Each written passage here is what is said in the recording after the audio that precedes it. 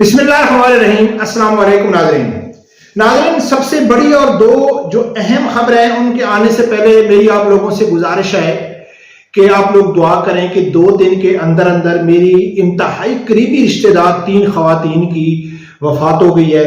اور اللہ تعالیٰ سے دعا ہے کہ اللہ تعالیٰ ان کی مغفرت فرمائے اور ان کو جنت الفردوس میں اعلیٰ مقام عطا فرمائے۔ اور یقیناً آپ لوگوں کو یعنی کہ اس چیز کا بھی علم ہو گیا ہوگا کہ میری 2-3 دن ویڈیو کیوں نہیں آئی، کہ یقیناً 3 بڑی یعنی کہ وفات تھی تو میں بہت زیادہ بزی تھا۔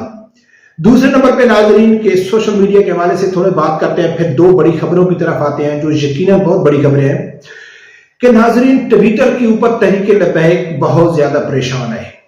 کم از کم 10 کے 15 ٹویٹر اکاؤنٹ میرے اڑ چکے ہیں جو زیادہ سے زیادہ 400-500 فالوور تک جاتے ہیں، اور ایک میں یہ سمجھتا ہوں کہ شاید مجھے ٹویٹر اکاؤنٹ صحیح بنانا نہیں آتا ہے یا کوئی بڑی مسٹیک کرتا ہوں، حالانکہ بڑے بڑے جو تحریک لبیک کی ٹویٹر اکاؤنٹ ہیں وہ بھی سسپینڈ ہو رہے ہیں۔ یقیناً آپ لوگوں کو معلوم ہے تحریک لبیک کے پاس جو صرف ایک پلیٹ فارم بچا ہے وہ ہے یوٹیوب۔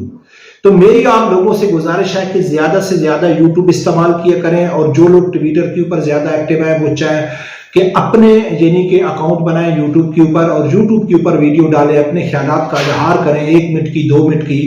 کیونکہ سوشل میڈیا کے حوالے سے تحریک لبیک کا بہت یعنی کہ پرابلم چل رہا ہے، اور یقیناً اگر یہ سوشل میڈیا کے اوپر پابندی نہ ہوتی تو پاکستان کی سب سے بڑی وحد جماعت تحریک لبیک ہوتی، جس کے پاس ایک مضبوط قسم کی دلائل سے بھرپور، بکواس کرنے والی نہیں، ایک سوشل میڈیا ٹیم ہوتی۔ ناظرین جو بڑی خبر ہے یقیناً آپ لوگوں نے تھمبنیل دیکھا ہوگا، شیخ رشید احمد نے تحریک لبیک میں شمولیت اختیار کر لی، اور یقیناً سب لوگوں نے یہی سوچا ہوگا کہ رشیدہ ٹلی ہے، تو مجھے کم از کم اتنا یقین ہے، مجھے اس بات کا اتنا بھروسہ ہے کہ وہ شیخ رشید آ کے سعد رضوی صاحب کے پاؤں بھی پڑ جائے تو کم از کم سعد رضوی صاحب اس شیخ رشید کو تو قابل قبول نہیں کریں گے، کسی صورت میں اپنی پارٹی میں نہیں رکھیں گے، یہ ایک اور شیخ رشید ہے۔ ناظرین یہ ہے وائس چیئرمین پاکستان عوامی راج پارٹی جو جمشید دستی کی پارٹی ہے، اس کا ہے یہ ڈاکٹر شیخ رشید احمد صاحب اس کا نام ہے، جو کہ جمشید دستی اور اس کی پارٹی کو چلا رہے تھے، ان کو تحریک لبیک پاکستان میں شامل ہونے پر مبارکباد پیش کرتے ہیں، یعنی کہ وائس چیئرمین تھے، جمشید دستی کی جو پارٹی تھی اس کے وائس چیئرمین تھے۔ اور یقیناً ابھی تو یہ خبر سامنے آ رہی ہے، جو ہی ظاہر ہے کچھ ٹائم گزرے گا تو معلوم پڑے گا، کیونکہ جمشید دستی نے جب پارٹی بنائی تھی تو وہ بھی عمران خان کے خلاف تھے، بڑے دینی اسلامی ٹچ دیتے تھے،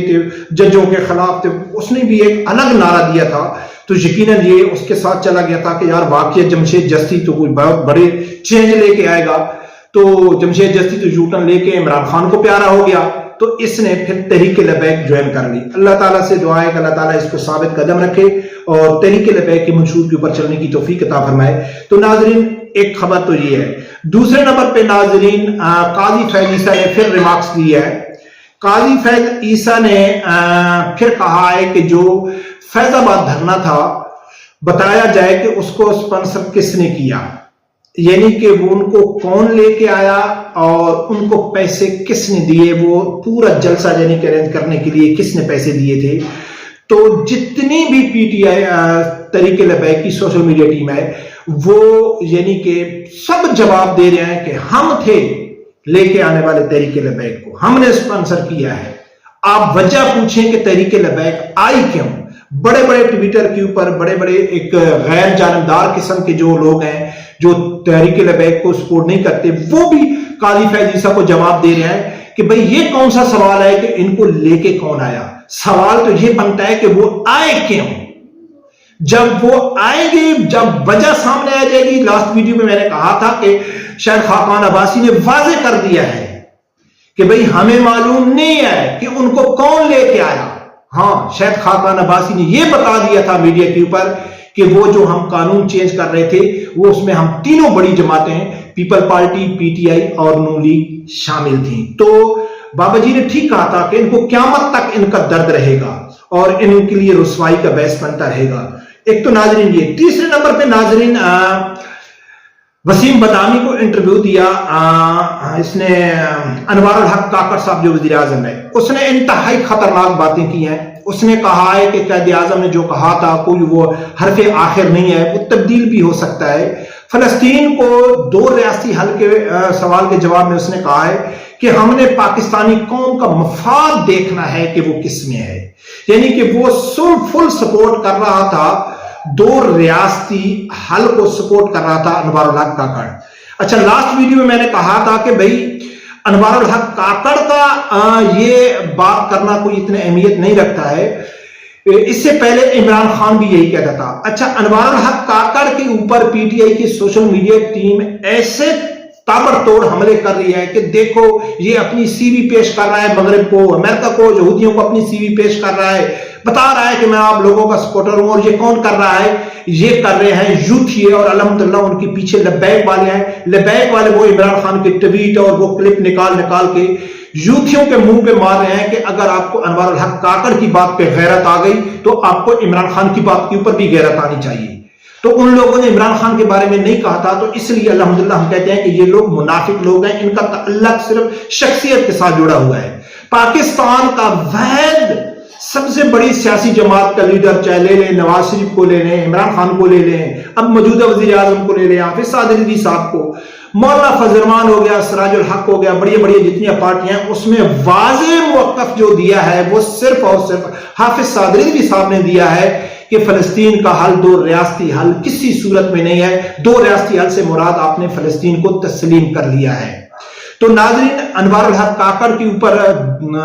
تو وہ تو ایک مورا ہے، وہ تو ایک ہے، لیکن پاکستان کا ٹوٹل جتنا میڈیا ہے، پاکستان کی جتنے بڑے لوگ ہیں، اب انوار الحق کاکڑ بیان دے رہا ہے تو کیا اس میں جنرل عاصم منیر کو معلوم نہیں ہے؟ اگر وہ ساری حکومت نہیں چلا رہا ہے، اگر وہ ساری یعنی کہ کنٹرول جنرل عاصم منیر کا نہیں آتا، لیکن کاکڑ کو اتنا اختیار کس نے دیا ہے کہ آپ ایک نگران وزیر اعظم ہیں اور آپ اتنا بڑا بیان داغ دیں کہ بھئی ہم تو دو ریاستی حل کے حق میں ہیں، باقی ہے آپ کہتے ہیں کہ جی جو قائد اعظم ہے، قائد اعظم کا جو قول ہے یا اس نے جو کہا تھا وہ حرف آخر نہیں ہے۔ تو قائد اعظم کے گھر کے اوپر جن لوگوں نے حملہ کیا، آپ نے ان کو غدار ثابت کر دیا، اور کرنا بھی چاہیے، اور ان کو ابھی تک آپ نے جیل میں ڈالا ہوا ہے۔ لیکن جن لوگوں نے قائد اعظم کے گھر کے اوپر حملہ کیا وہ غدار ہو گئے، لیکن جو علامہ